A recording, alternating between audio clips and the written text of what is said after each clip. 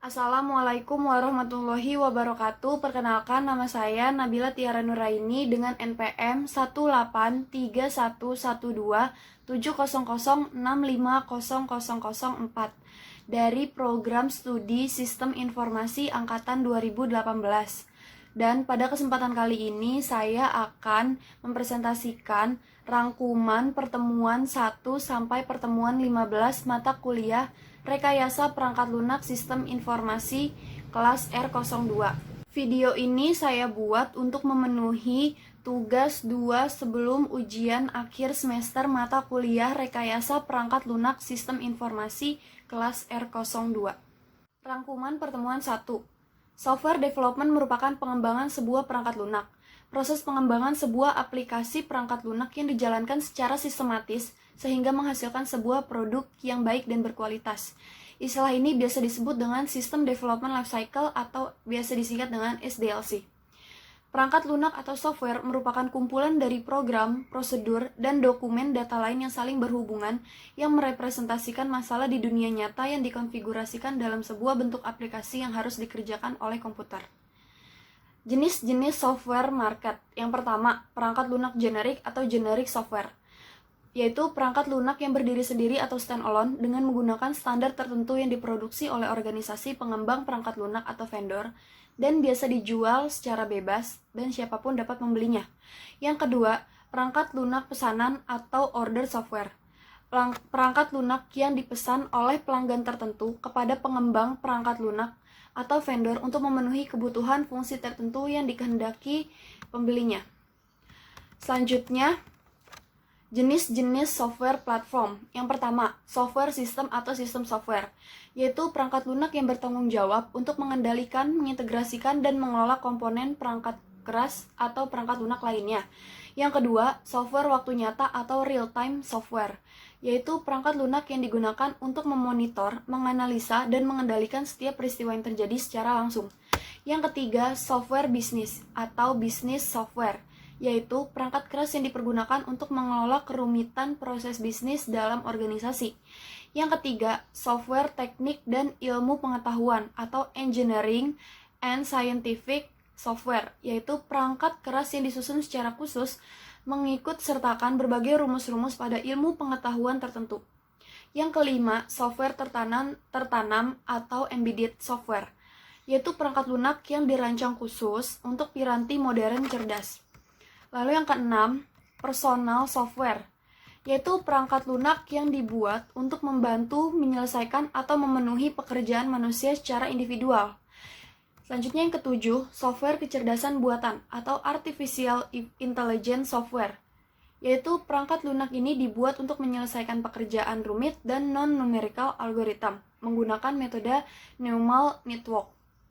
Lalu yang ke-8, software atau web-based software, yaitu perangkat lunak yang dipergunakan untuk menjalankan berbagai perintah pada jejaring internet. Berbagai format data dapat dikelola dengan menggunakan format yang pertama HTML, yang kedua PHP, yang ketiga ASP, dan yang keempat ASPX. Selanjutnya, jenis-jenis software lisensi.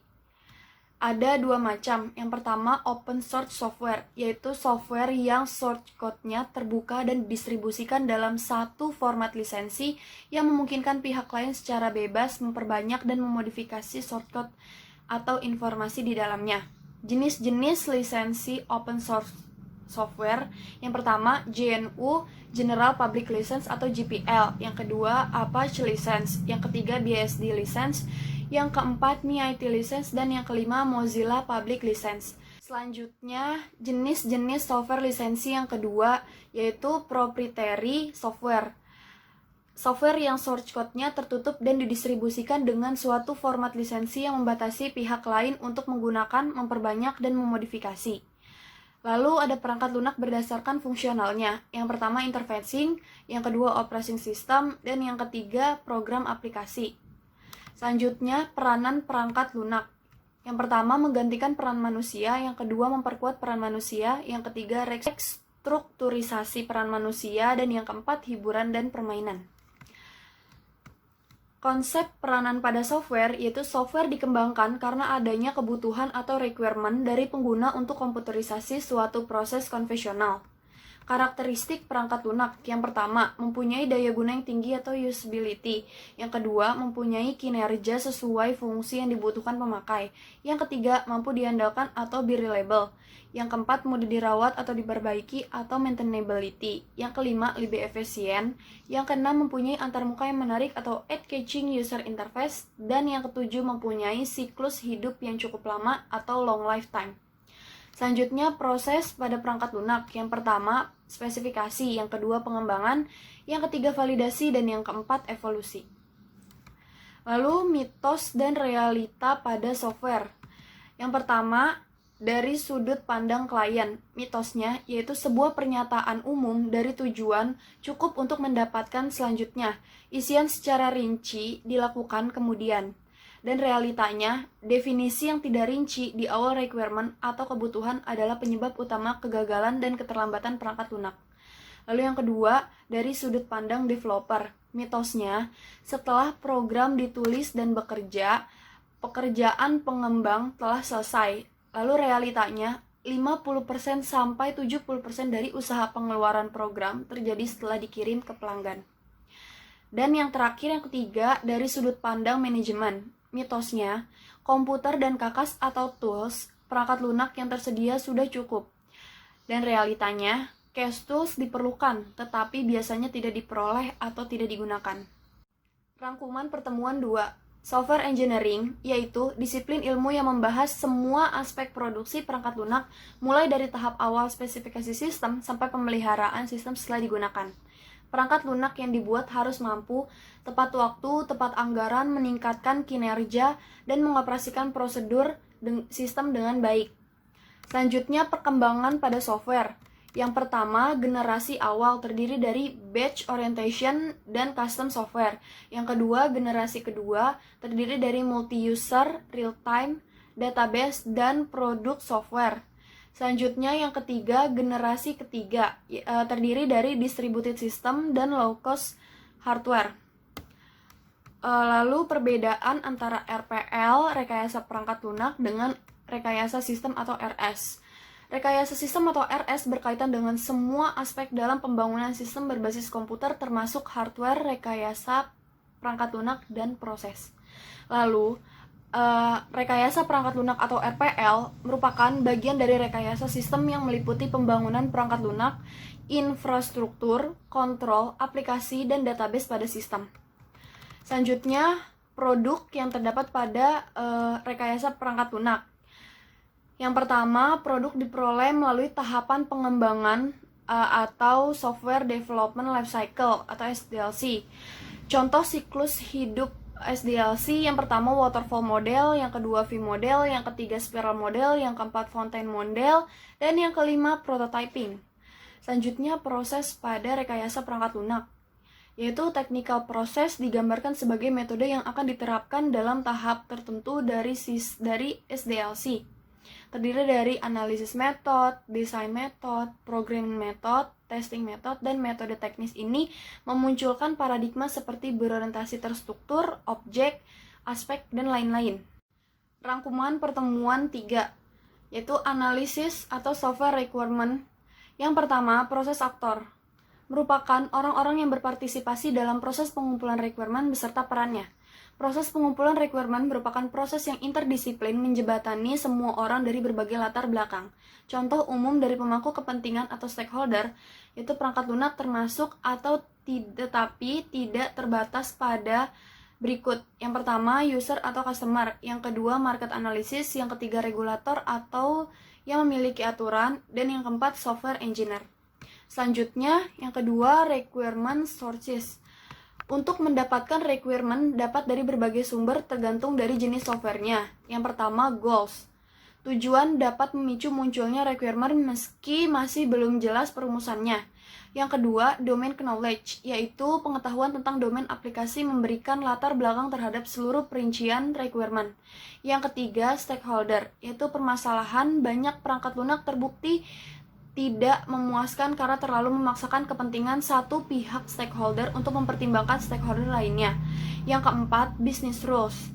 Ini akan menjadi sebuah aturan bisnis yang diacu oleh pembuatan perangkat lunak untuk akademik pada sebuah universitas.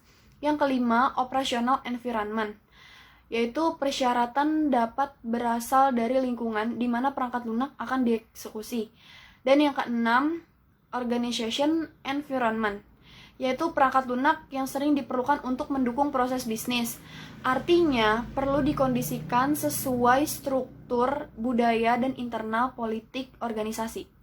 Dan yang ketiga, elicitation technique. Setelah mengetahui sumber-sumber requirement, tahap selanjutnya adalah mengumpulkan kebutuhan. Cara yang dapat dilakukan disebut elicitation technique, dan terdapat beberapa macam. Yang pertama, interview atau wawancara. Yang kedua, membuat skenario. Yang ketiga, membuat prototipe. Yang keempat, melalui rapat. Dan yang kelima, membuat user story. Rangkuman pertemuan 4. Software requirements fundamental. Requirements atau persyaratan dapat disebut juga kebutuhan, yaitu sebuah pernyataan tentang apa yang harus dilakukan atau karakteristik seperti apa yang perlu dimiliki oleh software untuk menyelesaikan permasalahan. Jenis-jenis requirement. Yang pertama, software requirement fungsional dan non-fungsional. Software requirement fungsional yaitu pernyataan layanan yang harus diberikan oleh software untuk menyelesaikan masalah, memuat bagaimana software harus bereaksi terhadap input tertentu dan bagaimana software harus berlaku pada kondisi-kondisi tertentu. Selanjutnya, software requirements non-fungsional. Persyaratan yaitu persyaratan yang tidak langsung berhubungan dengan fungsi spesifik yang disediakan oleh sistem. Terdapat beberapa jenis persyaratan non-fungsional. Yang pertama, user requirement, dan yang kedua, system requirement. Lalu yang kedua, technical requirements. Karakteristik operasional yang berkaitan dengan lingkungan, hardware, dan software. Yang ketiga, performance requirement, yaitu karakteristik operasional yang berkaitan dengan ukuran beban kerja seperti throughput dan response time, dan lain-lain. Selanjutnya yang keempat, usability requirements, yaitu karakteristik operasional yang terkait dengan pengguna seperti antarmuka pengguna, prosedur yang berhubungan dengan pekerjaan. Selanjutnya yang kelima, reliability requirements, menggambarkan keandalan sistem. Contohnya, seberapa sering sistem mati, pengelolaan data yang salah, dan bagaimana mendeteksi dan pulih dari masalah tersebut. Lalu yang keenam, security requirement, berkaitan dengan masalah keamanan sistem. Contohnya, hak akses dan memerlukan password dan lain-lain. Selanjutnya yang ketujuh, user requirement, yaitu mendeskripsikan pernyataan fungsional dan non-fungsional sehingga dapat dipahami oleh user yang tidak memiliki pengetahuan teknik yang lebih rinci. Permasalahannya, yang pertama, tidak adanya kejelasan. Yang kedua, kesimpangsiuran persyaratan. Dan yang ketiga, penggabungan persyaratan atau beberapa persyaratan yang berbeda tapi dideskripsikan dalam satu persyaratan. Lalu solusinya, yang pertama, buat format standar. Dan yang kedua, gunakan bahasa secara konsisten, terutama bedakan antara persyaratan yang diperintahkan harus ada dan yang diinginkan. Dan yang terakhir, atau yang ke-8, system requirement. Persyaratan sistem yaitu persyaratan untuk sistem secara keseluruhan. Dalam sistem requirement mengandung komponen perangkat lunak dan persyaratan perangkat lunak. Rangkuman pertemuan 5, yaitu model-model pengembangan perangkat lunak. Yang pertama, model waterfall, terdiri dari requirement analysis and definition, yaitu pembentukan kebutuhan. Yang kedua, system and software design, yaitu mengubah kebutuhan-kebutuhan menjadi bentuk karakteristik yang dimengerti perangkat lunak. Yang ketiga, implementation and unit testing, yaitu penulisan program. Yang keempat, integration and system testing, yaitu memeriksa program dan mencari kesalahan. Dan yang kelima, operation and maintenance, yaitu pemeliharaan sistem dan menambahkan fungsi. Problems model waterfall. Yang pertama, jarang sekali proyek yang prosesnya bisa dilakukan secara sekuensial. Yang kedua, sukar bagi customer untuk secara eksplisit mengemukakan semua kebutuhannya. Yang ketiga, customer harus sabar. Dan yang keempat, developer sering menunda pekerjaan. Selanjutnya, model pada prototyping. Yang pertama, sering terjadi customer menjabarkan objektif umum mengenai software yang diminta, tetapi tidak bisa mendefinisikan input, proses, dan output yang diminta secara detail. Yang kedua, di sisi lain, developer menjadi tidak yakin terhadap efisiensi algoritma, kemampuan adaptasi terhadap sistem operasi atau bentuk interaksi mesin dengan orang. Dan yang ketiga, untuk mengatasi situasi tersebut bisa digunakan pendekatan prototype paradigma. Selanjutnya, problem prototyping model. Yang pertama, customer melihat prototipe tersebut sebagai versi dari software. Dan yang kedua, development membuat implementasi yang kompromitas dengan tujuan untuk memperoleh prototipe pekerjaan secara cepat. Selanjutnya, model spiral dan reuse-based development. Rangkuman pertemuan 6. Desain merupakan representasi dari sesuatu yang akan dibangun. Dalam dunia software engineering akan menggunakan model-model standar untuk proses desain. Fokus pada 4 area utama. Yang pertama data, yang kedua arsitektur, yang ketiga komponen, dan yang keempat user interface. Software design yaitu perancangan perangkat lunak merupakan proses yang berulang untuk mengartikan requirement menjadi blueprint untuk membangun perangkat lunak. Tahapan pada SDLC di mana software requirements dianalisis menjadi sebuah deskripsi sebagai dasar pembangunan software. Selanjutnya, software design principles terbagi menjadi 7. Yang pertama, proses desain tidak boleh terjebak dalam tunnel vision. Yang kedua, desain harus dapat disesuaikan dengan model analisis. Yang ketiga, desain tidak boleh reinvent the wheel. Yang keempat, desain harus meminimalkan jarak antara perangkat lunak dan masalah yang ada di dunia nyata.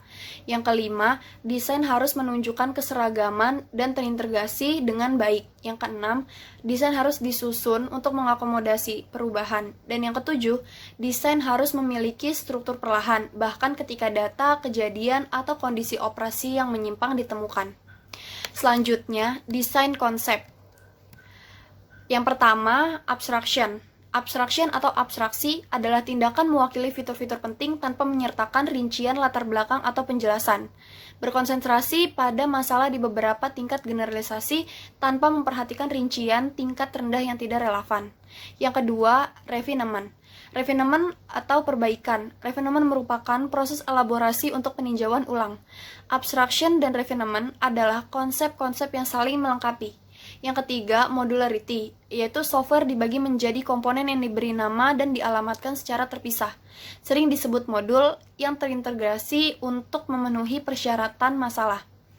Yang keempat, software arsitektur, yaitu keseluruhan struktur perangkat lunak yang mencakup what dan where. Yang kelima, control hierarchy, disebut juga sebagai struktur program, yaitu organisasi program komponen atau modul termasuk hierarki kontrol. Yang keenam, struktural partitioning. Yang ketujuh, data struktur, yaitu struktur data adalah representasi dari hubungan logis di antara masing-masing elemen data. Yang ke-8, software prosedur. Dan yang ke-9, information hiding. Selanjutnya, aktivitas pada tahap desain. Yang pertama, desain arsitektur aplikasi atau termasuk dengan desain jaringan. Yang kedua, desain interface atau antarmuka sistem. Dan yang ketiga, desain database sistem. Lalu, pendekatan dalam proses desain terbagi menjadi 2. Yang pertama, tradisional, dan yang kedua, object oriented. Ringkasan pertemuan 7. Desain terdiri dari software design fundamental, software struktur and arsitektur, user interface design, dan software design strategies and methods. Struktur dan arsitektur perangkat lunak, yaitu struktur perangkat lunak yang berkaitan dengan susunan yang terdapat di dalam perangkat lunak. Arsitektur perangkat lunak merupakan gambaran yang menunjukkan properti spesifik dari sistem perangkat lunak, atau kaitannya dengan interaksi perangkat lunak dan perangkat keras.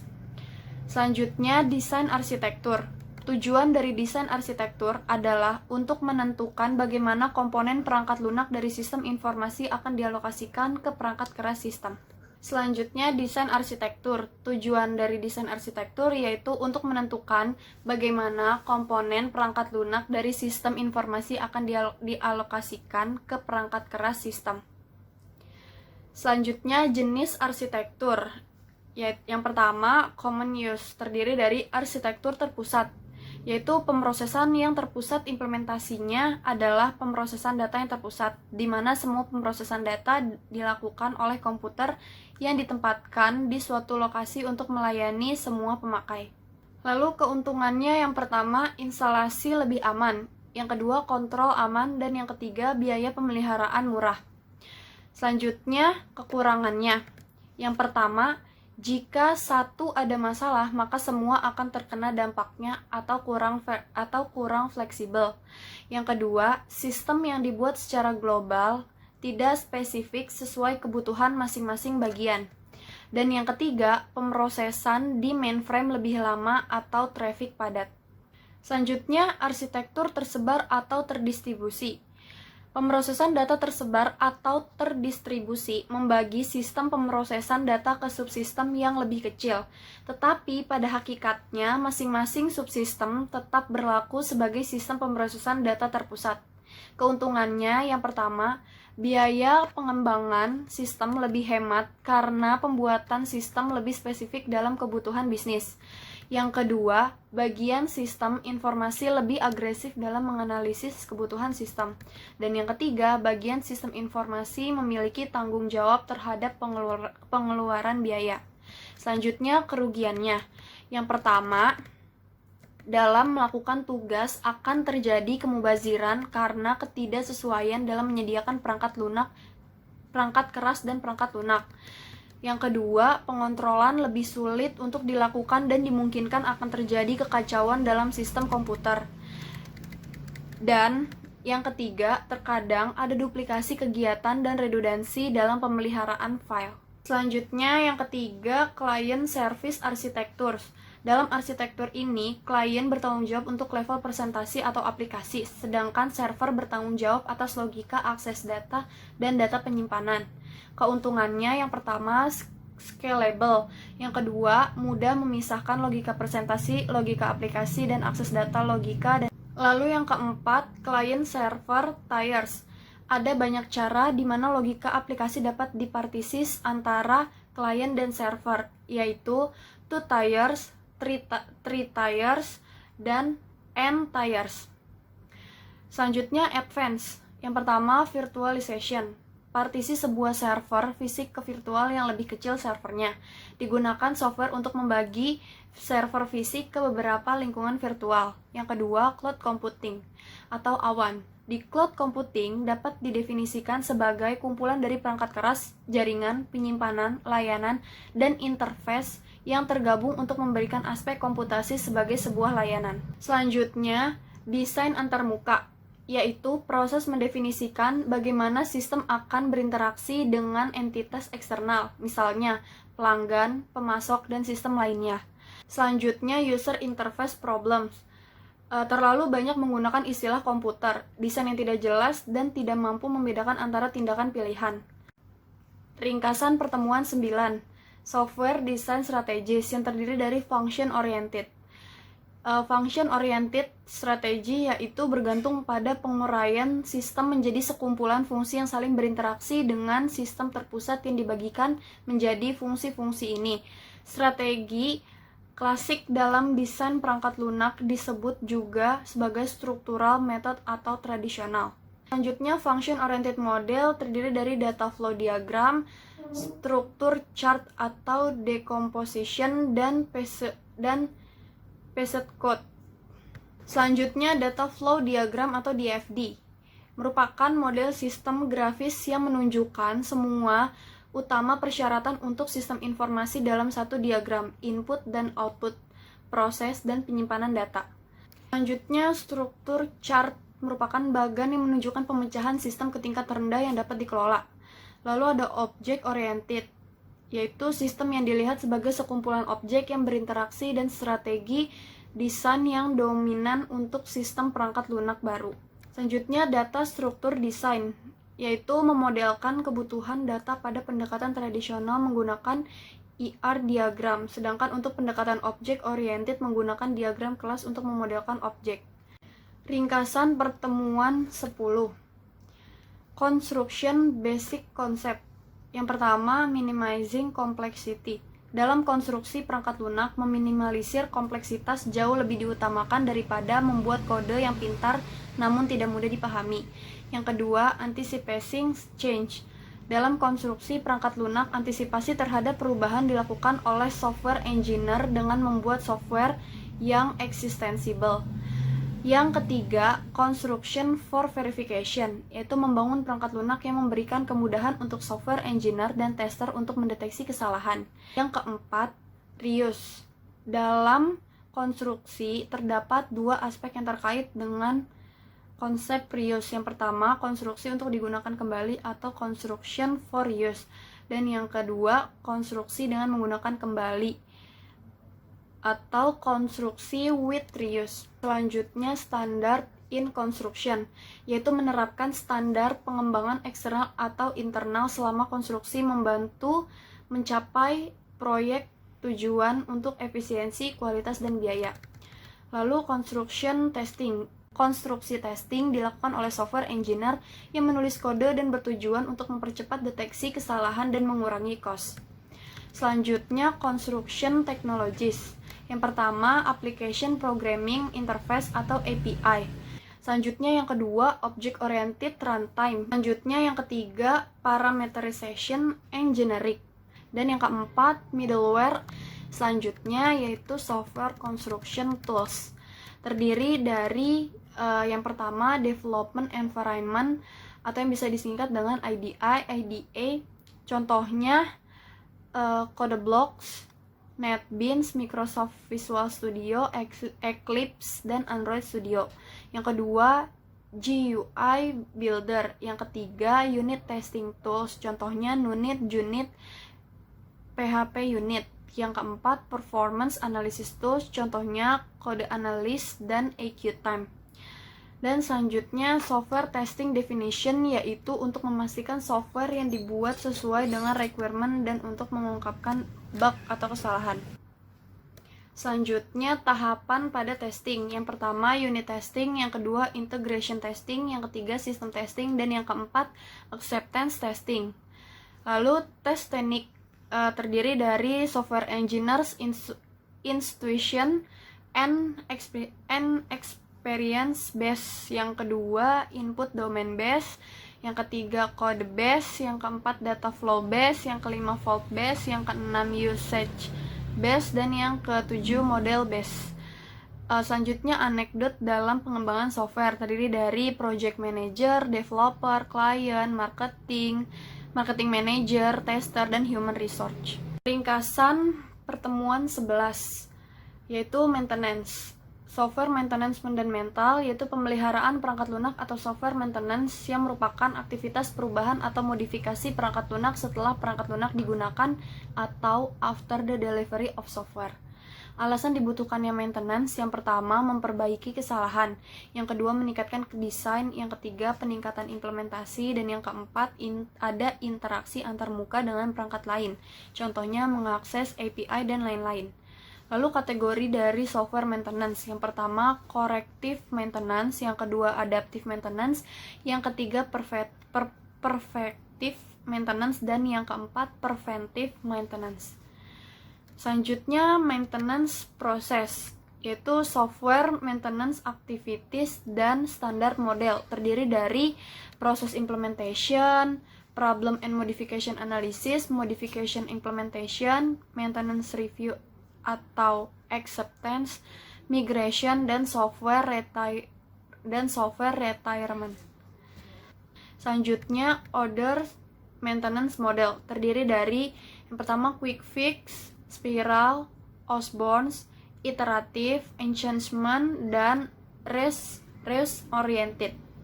Selanjutnya, beberapa aktivitas dalam maintenance. Yang pertama, pemahaman program, kegiatan yang diperlukan untuk mendapatkan pengetahuan umum tentang perangkat lunak dan bagaimana caranya dan bagaimana unit di dalamnya berinteraksi. Yang kedua, transisi, yaitu penyampaian yang terkontrol dan terkoordinasi dengan baik segala hal yang berkaitan dengan perangkat lunak dari pengembangan ke pihak maintainer. Yang ketiga, penerimaan atau penolakan permintaan maintenance, yaitu permintaan maintenance dapat ditolak oleh maintainer dan dialihkan ke pengembang. Yang keempat, analisis dampak, yaitu melakukan teknik analisis dampak dari perubahan di dalam perangkat lunak. Dan yang kelima, Maintenance Service Level Agreement atau SLAs and Maintenance License and Contracts. Selanjutnya, teknik for Maintenance and Software Maintenance Tools, terdiri dari yang pertama Program Comprehension, yang kedua Reverse Engineering, yang ketiga Re-engineering, yang keempat Migration, dan yang kelima Retirement. Selanjutnya, Software Maintenance Tool terdiri dari Program Slicers, Static Analyzer, Dynamic Analyzer, Data Flow Analyzer, Cross Reference, dan Dependence Analyzer. Rangkuman pertemuan 12.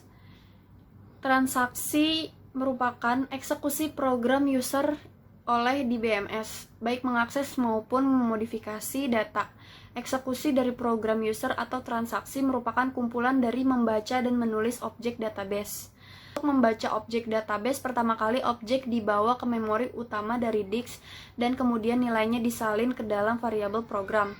Dan juga untuk menulis objek database, salin di memori objek yang telah dimodifikasi dan kemudian ditulis ke disk.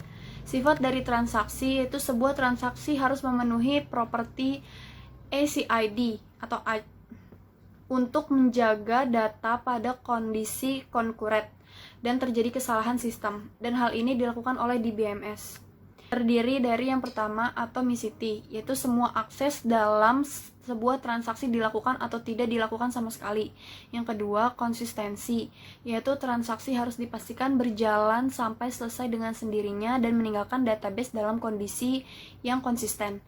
Yang ketiga, isolation, yaitu saat sebuah transaksi melakukan modifikasi, data yang sedang dimodifikasi harus diisolasi dari transaksi lainnya. Dan yang keempat, durability atau daya tahan, yaitu memastikan bahwa hasil eksekusi atau keadaan data setelah dilakukan transaksi sampai selesai bertahan secara permanen. Selanjutnya, SQL Server memiliki dua cara. Yang pertama, manajemen transaksi, yaitu untuk atomic dan konsistensi. Dan yang kedua, looking, yaitu untuk isolation dan durability.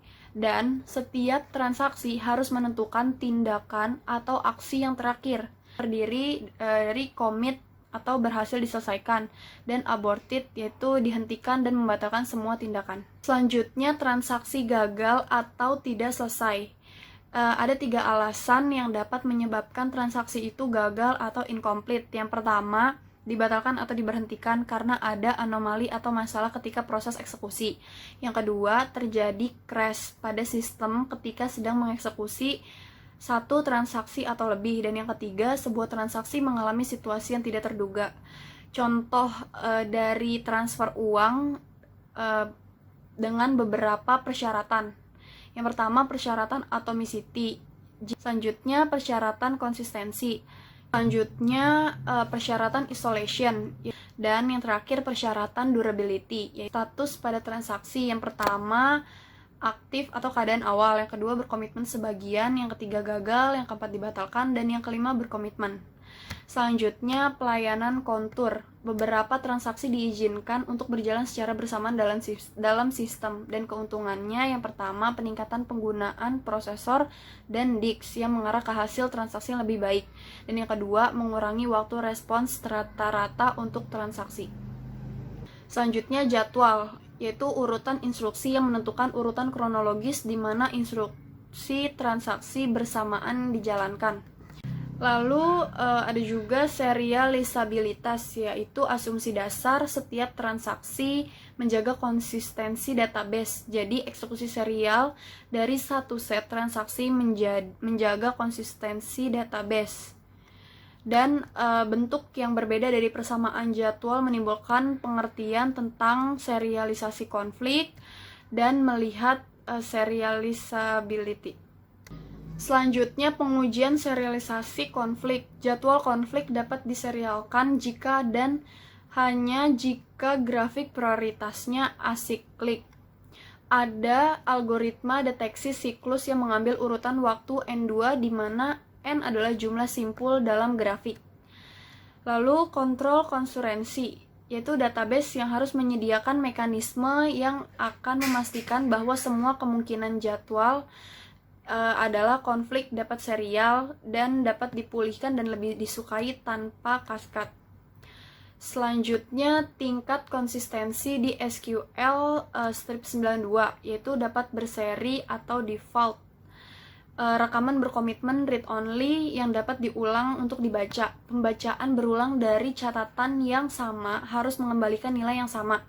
Namun, transaksi mungkin tidak dapat diserialkan, mungkin menemukan beberapa catatan yang disisipkan oleh transaksi tetapi tidak dapat menemukan yang lainnya. Ringkasan pertemuan 13, yaitu kualitas perangkat lunak menurut IEEE tahun 1991. Yaitu sejauh mana sistem, komponen, atau proses memenuhi kebutuhan atau harapan pelanggan atau pengguna. Kualitas perangkat lunak mengukur seberapa baik perangkat lunak dirancang atau kualitas desain, dan seberapa baik perangkat lunak tersebut sesuai dengan desain itu atau kualitas kesesuaian. Selanjutnya, konsep kualitas dasar. Kualitas dapat didefinisikan sebagai kesesuaian untuk digunakan atau kepuasan pelanggan untuk melakukan hal-hal dengan benar untuk pertama kalinya atau tanpa cacat. Kualitas perangkat lunak terdiri dari beberapa macam. Yang pertama, kualitas desain, yaitu mengacu pada tingkat karakteristik yang ditentukan oleh desainer untuk suatu produk. Bahan bermutu tinggi, toleransi ketat, fitur khusus, dan kinerja tinggi. Yang kedua, kualitas kesesuaian. Ini dapat didefinisikan sebagai tingkat kepatuhan karakteristik produk terhadap gambar desain dan spesifikasi. Dan yang ketiga, sistem kualitas atau sistem mutu, yaitu mekanisme yang mengkoordinasikan dan memelihara aktivitas yang diperlukan untuk memastikan bahwa karakteristik produk, proses, atau layanan berada dalam batasan tertentu. Selanjutnya, aspek kualitas perangkat lunak terbagi menjadi dua macam. Yang pertama, kualitas fungsional dan kualitas struktural. Kualitas fungsional yaitu perangkat lunak yang mencerminkan seberapa baik perangkat itu memenuhi atau menyesuaikan dengan desain yang diberikan berdasarkan persyaratan atau spesifikasi fungsional. Aspek-aspek dari kualitas fungsional yang pertama memenuhi requirement software, yang kedua menghasilkan software dengan minimal defect, yang ketiga performasi yang baik, dan yang keempat mudah dipelajari dan mudah digunakan. Selanjutnya, kualitas struktural. Perangkat lunak mengacu pada bagaimana ia memenuhi persyaratan fungsional ekstra yang mendukung penyampaian persyaratan fungsional seperti ketahanan atau pemeliharaan. Aspek-aspek dari kualitas struktural yang pertama kode testability, yang kedua kode maintainability, yang ketiga kode understandability, yang keempat kode efisiensi, dan yang kelima kode security. Selanjutnya, aspek-aspek dari kualitas proses terdiri dari dua macam, yaitu tepat waktu dan sesuai budget. Lalu ada software quality management atau SQM. Kumpulan dari semua proses yang memastikan bahwa produk perangkat lunak, layanan, dan implementasi memenuhi kualitas perangkat lunak yang sesuai tujuan organisasi dan mencapai kepuasan pemangku kepentingan atau stakeholder. SQM terdiri dari 4 subkategori. Yang pertama, software quality planning, yaitu penentuan standar kualitas yang akan digunakan untuk mendefinisikan sasaran kualitas tertentu dan memperkirakan upaya dan jadwal keseluruhan aktivitas terkait software quality. Yang kedua, software quality assurance atau SQA, yaitu serangkaian kegiatan yang menentukan dan menilai kecukupan proses perangkat lunak. SQA untuk memberikan bukti yang dapat membangun keyakinan atau kepercayaan bahwa proses perangkat lunak sesuai dan menghasilkan produk perangkat lunak dengan kualitas yang sesuai tujuan stakeholder. Selanjutnya, yang ketiga, yaitu software quality control atau SQC, yaitu kegiatan memeriksa artefak proyek tertentu atau dokumen dan perangkat lunak untuk menentukan apakah sudah sesuai standar yang ditetapkan untuk proyek tersebut atau termasuk requirements, batasan, desain, kontrak, dan plan. Dan yang terakhir, yang keempat, yaitu software process improvement atau SPI, berkaitan dengan peningkatan kualitas perangkat lunak dan tindakan korektif ataupun pencegahan dalam perangkat lunak. Selanjutnya, software quality metrics, yaitu sebuah pengukuran kuantitatif terhadap sesuatu yang dijadikan sebagai atribut dalam menentukan kualitas software perangkat lunak atau software. Software quality metrics terbagi menjadi dua, yaitu produk yang mengukur software dari kualitas produk. terdiri dari aspek produk, yaitu model faktor MCCOL mengklasifikasikan semua persyaratan perangkat lunak menjadi 11 faktor kualitas.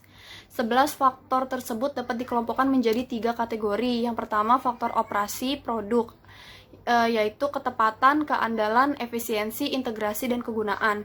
Yang kedua, faktor revisi produk, yaitu maintainability, flexibility, dan testability. Dan yang ketiga, faktor transisi produk, terdiri dari portabilitas, dapat digunakan kembali, dan interoperabilitas. Selanjutnya, software quality matrix yang kedua, yaitu proses. Mengukur software dari kematangan proses pengembangannya. Aspek proses yang pertama, capability maturity model integration atau CMMI, yaitu kerangka kerja atau framework yang biasa digunakan untuk mengembangkan proses di dalam sebuah perusahaan. Proses maturity yang pertama, level 1 initial, yang kedua level 2 repeatable, yang ketiga level 3 definite, yang keempat level 4 yaitu manage, yang kelima level 5 yaitu optimizing. Ringkasan pertemuan 14 yaitu software configuration management atau SCM. SCM merupakan seperangkat disiplin atau studi dalam bidang manajemen dalam proses rekayasa perangkat lunak untuk mengembangkan baseline. Software configuration management digunakan untuk mengelola sistem perangkat lunak yang berkembang dan mengendalikan biaya yang terlibat dalam membuat perubahan pada suatu sistem. Software configuration management atau SCM activities terbagi menjadi beberapa macam. Yang pertama, configuration item identification. Yang kedua, promotion management. Yang ketiga, release management. Yang keempat, branch management. Yang kelima, variant management. Dan yang keenam, change management. Selanjutnya, SCM roles. Yang pertama, configuration manager, yaitu bertanggung jawab untuk mengidentifikasi item konfigurasi. Yang kedua, change control board member, yaitu bertanggung jawab untuk menyetujui atau menolak permintaan perubahan. Yang ketiga, developer, yaitu membuat promosi yang dipicu oleh permintaan perubahan atau kegiatan pengembangan normal.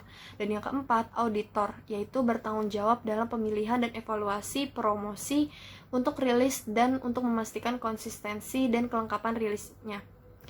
Selanjutnya, terminologi on SCM terdiri dari configuration item, SCM directories, version, revision, dan release. Ringkasan pertemuan 14 yaitu software configuration management atau SCM. SCM merupakan seperangkat disiplin atau studi dalam bidang manajemen dalam proses rekayasa perangkat lunak untuk mengembangkan baseline. Software configuration management digunakan untuk mengelola sistem perangkat lunak yang berkembang dan mengendalikan biaya yang terlibat dalam membuat perubahan pada suatu sistem. Software configuration management atau SCM activities terbagi menjadi beberapa macam. Yang pertama, configuration item identification. Yang kedua, promotion management. Yang ketiga, release management. Yang keempat, branch management. Yang kelima, variant management. Dan yang keenam, change management. Selanjutnya, SCM roles. Yang pertama, configuration manager, yaitu bertanggung jawab untuk mengidentifikasi item konfigurasi. Yang kedua, change control board member, yaitu bertanggung jawab untuk menyetujui atau menolak permintaan perubahan. Yang ketiga, developer, yaitu membuat promosi yang dipicu oleh permintaan perubahan atau kegiatan pengembangan normal. Dan yang keempat, auditor, yaitu bertanggung jawab dalam pemilihan dan evaluasi promosi untuk rilis dan untuk memastikan konsistensi dan kelengkapan rilisnya. Selanjutnya, terminologi on SCM terdiri dari configuration item, SCM directories, version, revision, dan release.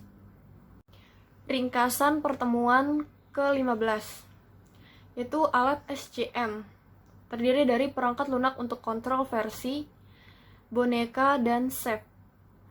Perencanaan manajemen konfigurasi perangkat lunak yaitu dimulai selama fase awal proyek.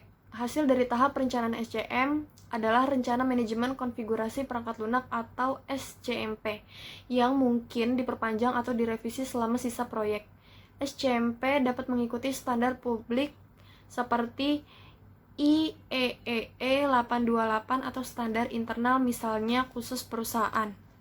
Rencana pengelolaan konfigurasi perangkat lunak, yaitu mendefinisikan jenis dokumen yang akan dikelola dan skema persamaan dokumen. Menentukan siapa yang bertanggung jawab atas prosedur CM dan pembuatan baseline. Mendefinisikan kebijakan kontrol perubahan dan manajemen versi. Menjelaskan alat yang harus digunakan untuk membantu proses GM dan batasan apapun dalam penggunaannya, dan mendefinisikan database manajemen konfigurasi yang digunakan untuk merekam informasi konfigurasi. Lalu, garis besar rencana manajemen konfigurasi perangkat lunak. Yang pertama, perkenalan, menjelaskan tujuan, ruang lingkup aplikasi, istilah kunci, dan referensi. Yang kedua, manajemen atau WU, mengidentifikasi tanggung jawab dan wewenang untuk menyelesaikan kegiatan manajemen konfigurasi yang direncanakan. Yang ketiga, aktivitas atau apa, mengidentifikasi kegiatan yang akan dilakukan dalam menerapkan proyek. Yang keempat, jadwal atau kapan, menetapkan urutan dan koordinasi kegiatan SCM dengan batu mil proyek. Yang kelima, sumber daya atau bagaimana, mengidentifikasi alat dan teknik yang dibutuhkan untuk implementasi SCMP. Dan yang keenam, pemeliharaan, mengidentifikasi kegiatan dan tanggung jawab tentang bagaimana SCMP akan terus diperbaharui selama siklus hidup proyek.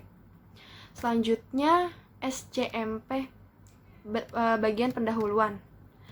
Identifikasi perangkat lunak lain untuk dimasukkan sebagai bagian dari SCMP atau perangkat lunak pendukung dan perangkat lunak uji. Terdiri dari yang pertama, hubungan SCMP dengan perangkat keras aktivitas manajemen konfigurasi sistem. Yang kedua, tingkat formalitas dan kedalaman kendali untuk menerapkan SCM ke proyek. Dan yang ketiga, batasan dan batasan waktu yang menerapkan SCM ke proyek tersebut.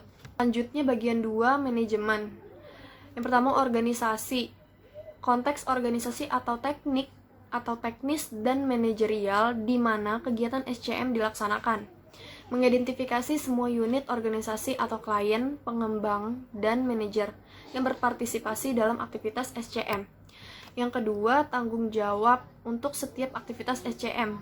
Daftarkan nama atau jabatan pekerjaan untuk melakukan aktivitas ini. Selanjutnya, SCMP bagian 3 yaitu kegiatan. Terdiri dari identifikasi konfigurasi, kontrol konfigurasi, akuntan status konfigurasi, audit konfigurasi dan review, dan kontrol antarmuka.